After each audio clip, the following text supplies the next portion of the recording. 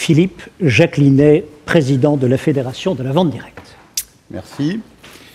Mesdames et messieurs, chers collègues, chers amis, c'est avec un immense plaisir que nous vous accueillons aujourd'hui dans ce haut lieu de l'économie française, lieu privilégié par excellence, qui voit se tenir les grands débats de politique industrielle et commerciale de France, lieu de rencontre, lieu d'échange et d'écoute, enfin, lieu des premières assises des métiers de la fonction commerciale. Je souhaiterais tout d'abord remercier nos partenaires pour leur engagement à nos côtés, les dirigeants commerciaux de France représentés par leur président Jacques Ben, que je remercie d'être avec nous, ainsi que l'Union des affineurs d'eau, représentée par leur président Patrick Selle. Ce rendez-vous, nous l'attendons tous depuis maintenant plusieurs années. Jacques Cosnefroy me disait que ça fait 11 ans qu'il attend ces rencontres. Et votre participation nombreuse, importante, confirme son intérêt. Avant de vous livrer mes attentes sur les résultats de ces assises, je souhaiterais d'ores et déjà remercier notre ministre de tutelle, Madame Carole Delga, pour avoir compris l'impérative nécessité de nous accompagner dans ce projet et d'en favoriser sa mise en œuvre. Car en effet, mesdames et messieurs, comme vous le savez, notre économie souffre plus que jamais d'un mal qui ronge nos entreprises, d'un mal qui nous oblige à concevoir, à créer, à inventer, à changer sans cesse nos stratégies pour se développer, afin de pallier l'insuffisance d'une denrée rare, de ce maillon faible de notre économie française et pourtant essentiel, qui fait actuellement cruellement défaut pour la relance de notre économie. J'ai nommé le commercial, le représentant, le vendeur. En tant que président de la Fédération de la vente directe et cofondateur avec mon épouse, il y a 20 ans, d'une entreprise de vente à domicile, j'ai pu vérifier, et malheureusement, je continue à le vérifier tous les jours, les difficultés de recrutement liées à la mauvaise image de la fonction commerciale en France et à son manque d'attractivité. La fédération professionnelle que j'ai l'honneur de représenter représente les intérêts de l'ensemble des entreprises françaises, européennes et internationales qui ont choisi de commercialiser tout ou partie de leurs produits directement au consommateur final. Notre canal de distribution permet à de nombreuses jeunes entreprises de voir le jour, à des PME de conserver leur outil de travail en France et à des groupes industriels de reconquérir des parts de marché.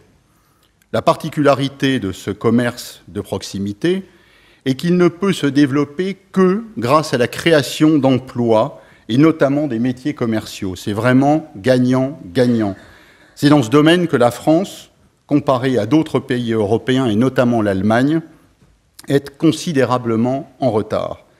Ce problème d'attractivité qui pouvait paraître comme mineur pendant les 30 Glorieuses est devenu aujourd'hui un véritable enjeu de société, créant un désintérêt de l'offre pour une frange de la population et une remise en cause de nos modèles économiques.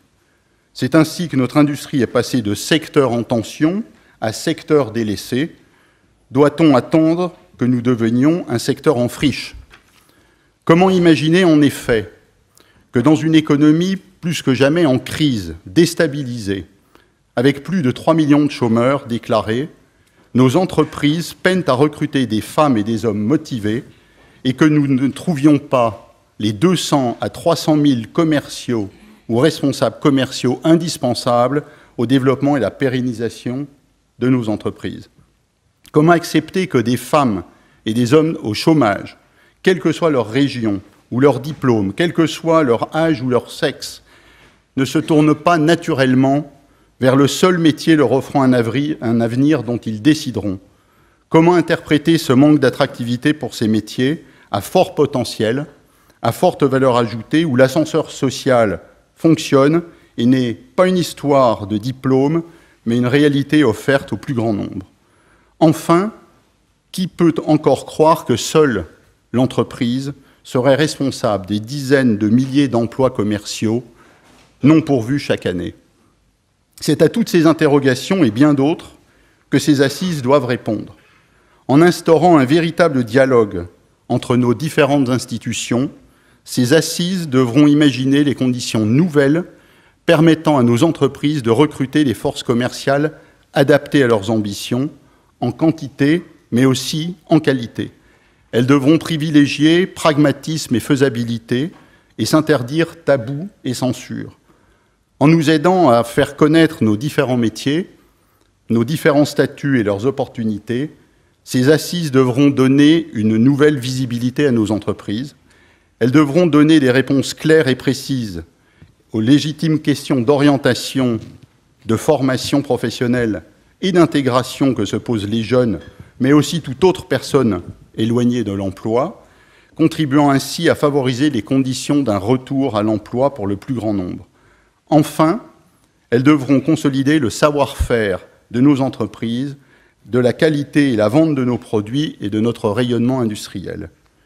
Mais, par-delà le discours officiel de président, j'aimerais m'adresser à Madame la Ministre et dire tout le bien qu'en pense le chef d'entreprise que je suis. Aristote disait « Le courage est la première des qualités humaines, car elle garantit toutes les autres. » C'est vrai en général, mais je crois que ça l'est encore plus pour un homme ou une femme politique. Aujourd'hui, Madame le Ministre, vous nous avez ouvert vos portes afin de lancer les premières assises de la fonction commerciale. C'est unique en France. Vous imaginez, à Bercy, on va parler de commerce. Le mot n'est pas tabou, la fonction est acceptée, valorisée.